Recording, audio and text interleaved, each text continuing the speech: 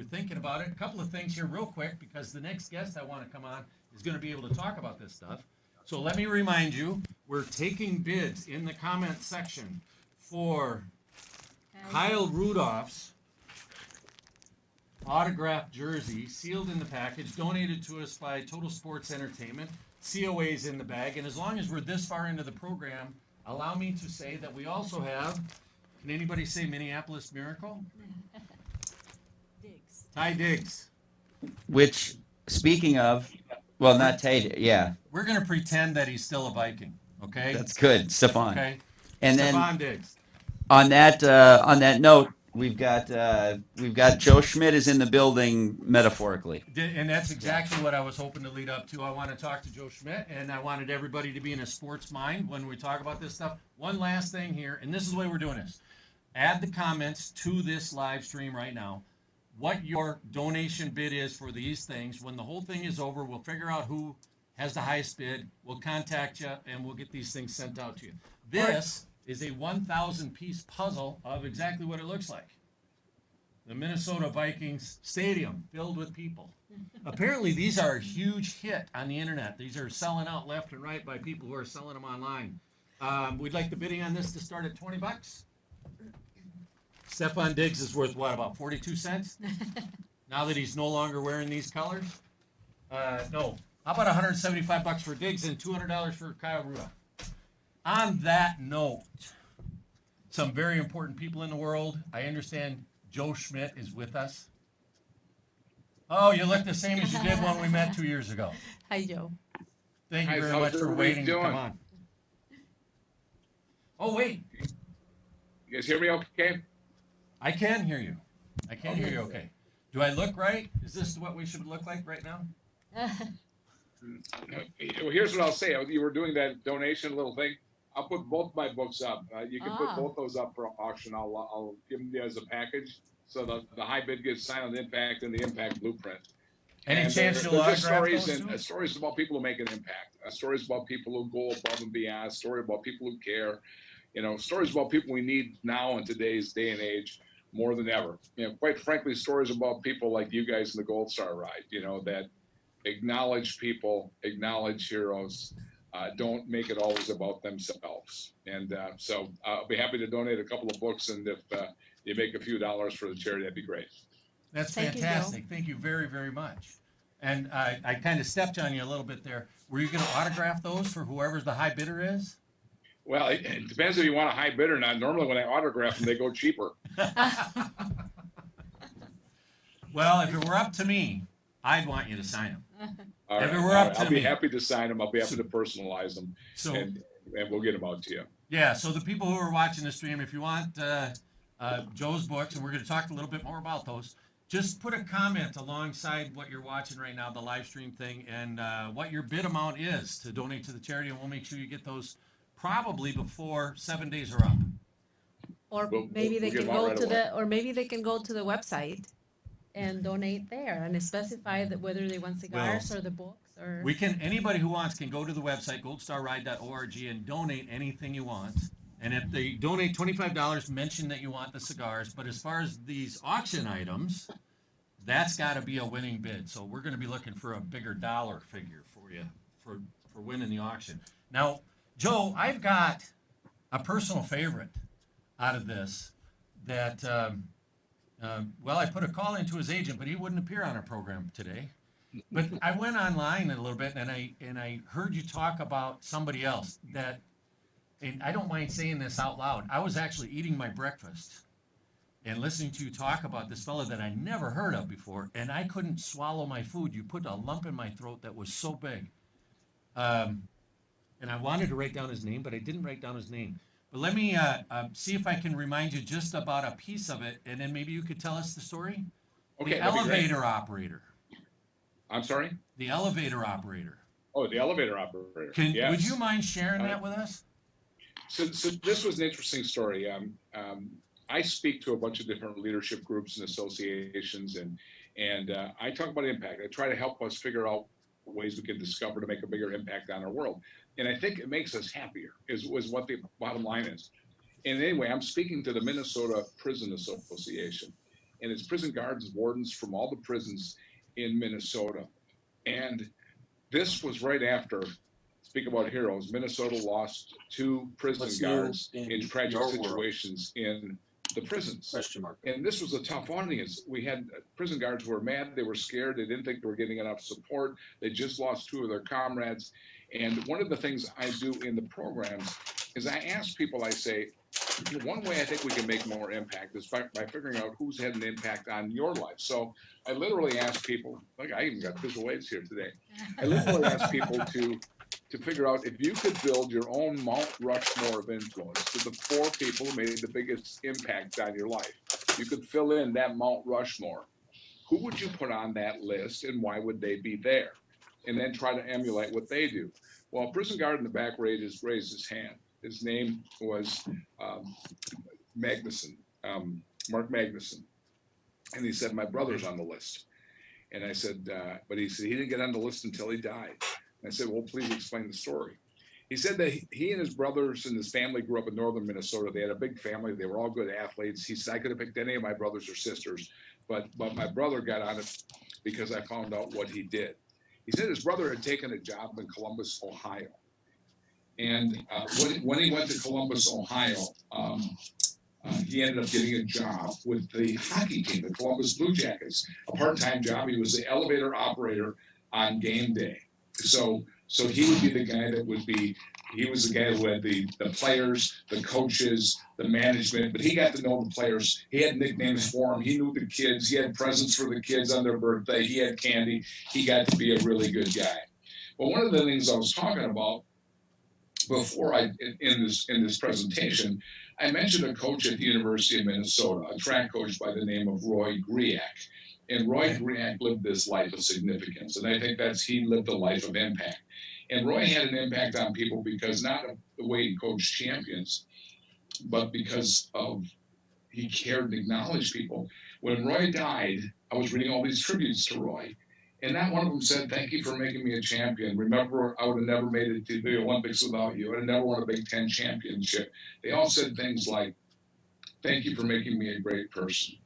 I'm a better parent today because you were my coach. I'm a better man today because you were in my life. Every single one of these champions were writing about the personal things that got me to thinking Roy Griak lived a life of significance because of the impact he had.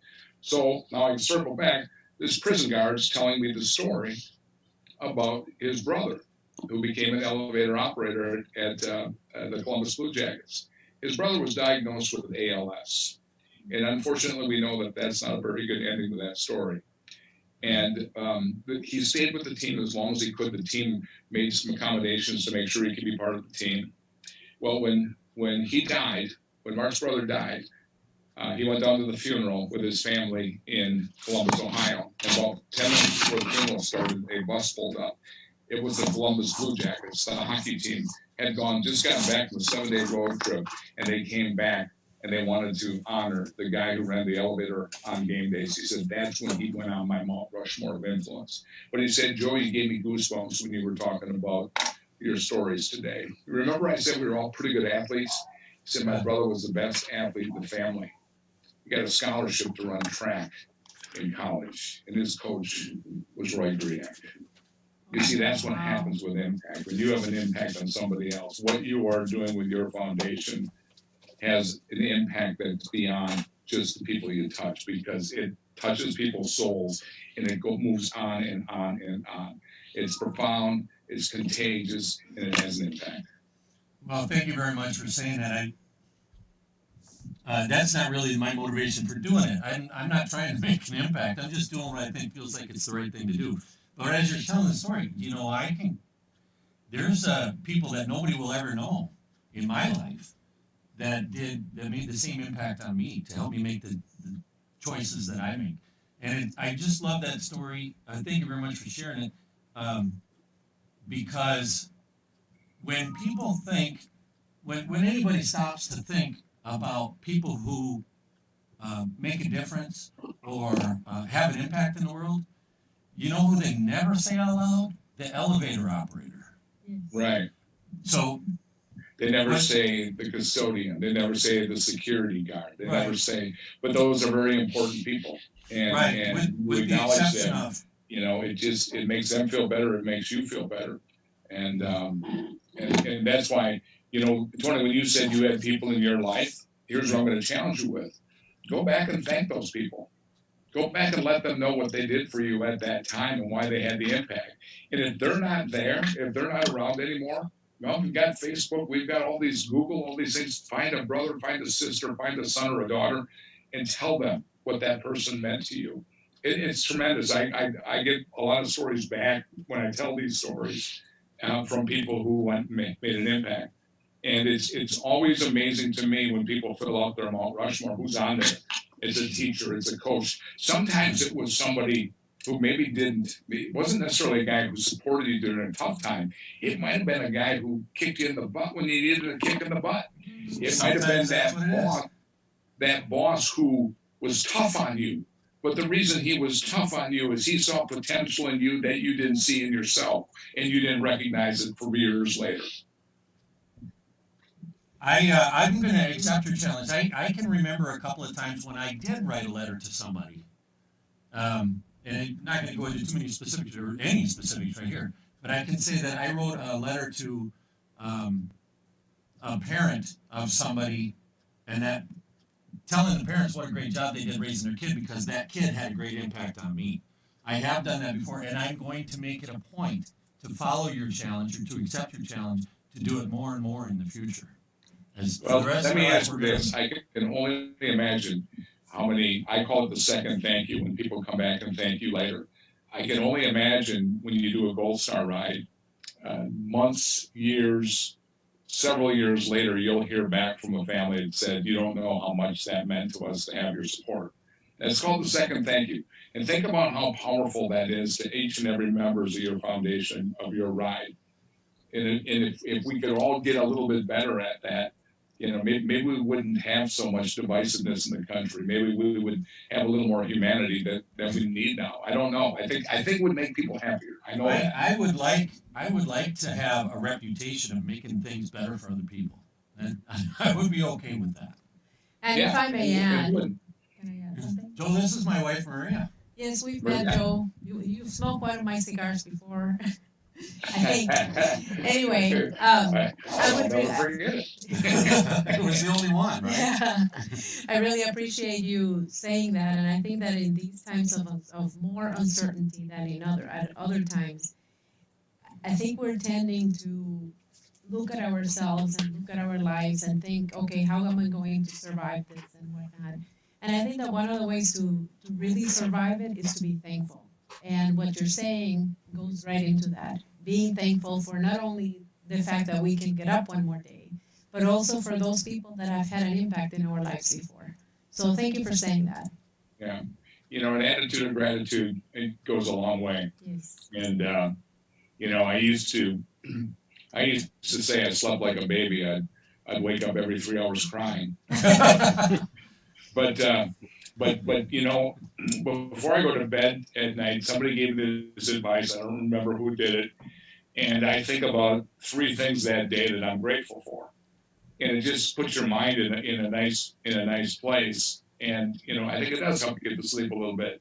And when you kind of have that attitude, because you know what, there's some days where you're thinking about all the stuff that happened, all the things you have to do tomorrow, and you lay in bed, you can't get to sleep. Now, so you think about, you know what, I took a walk today with my wife and our dog out in this woods we've never been before. It was just a beautiful nature setting. You know, that's something to be thankful for. Yes. Being on this show, you know, talking to your people who, you know, I admire what you guys do so much. And I've always wanted to have a Harley, but I'm just too chicken to do it. Well, that's right. You can ride with us on a Yamaha or a Kawasaki or Like a convertible. yeah, or an Indian. Yeah, or yeah. If you come in your convertible, we'll let you bring up the back of the line. All right, that'll work. Can I ask a quick Thank question you very, here? very much for coming along here, and I don't know if I made the point or not before, but I would like to just say, even if you're just an elevator operator, you can have a big silent impact. Thank you so much for sharing the story, for donating a couple books to us, and taking the time out of your busy day to be here. Well, Thank you, it's Joe. my honor. You know, my tagline that I use on Silent Impact is, we make our biggest impressions when we're not trying to be impressive. And I think that's it, because people are watching you and how you react, and how, in today's day and age with all this stuff that's going on right now, you know how people are going to judge us? They're going to judge us on how we reacted, how we responded. This is a time of stress and anxiety and uncertainty, and yes, we all have anger and there's fear and all these things, but how you respond is the way people are going to judge you. So, you know, I think life's a lot easier when you try to make it smooth and try to make it positive. Well, I appreciate you. that. I think we've Thank got you. a handful of people who didn't go to the movies tonight just so they could stay home and watch us. And I think that we've given them something worth what your presence here has given them something worth listening to. So I really, really appreciate you being here. Have you ever seen a sports guy with such depth and humanity and character? I don't even know what to think. Joe, that's Gabe, our producer. Yeah. Voice from the This, other room. I'm just dumbfounded. It's great. That's the way I felt when I first met Joe a couple years ago. Yeah. You're supposed to be a sportscaster. You're supposed to know. I know. What did you do wrong in the You're past? supposed to know who wears this number. Well, I know one thing. It's not Ty Diggs, okay? Yeah, It's Stefan Diggs. Well, I did that just to rub on him because he's not a Viking anymore. yeah. Well, you know, just one last thing, and I know you got to move on, but I'll let you go. The Vikings, one of the guys they're thinking about taking is Stefan Diggs' brother. So that Diggs jersey still might work. Oh, only if they give him the same number. Yeah. His brother's a cornerback, but, you know, at least you can keep the jersey. Yeah. Well, the numbers don't mean anything toward positions anymore, do they? I don't know. I think they still have rules on that. Less so, but they matter. Yeah. Yeah. I don't know. What do I know? I'm not a football coach or a referee. So, Joe, again, awesome of you to be here. Thank you. Thank you, sir. Anytime, Tony. Remember, I just bid on the books. I'll be happy to sign them and send them out. Exactly. So if you want both of Joe's books, put a bid in the comments right now. The highest bidder will get both books. And then make sure you let us know if you want them autographed or not. Thanks, Joe. Thank you.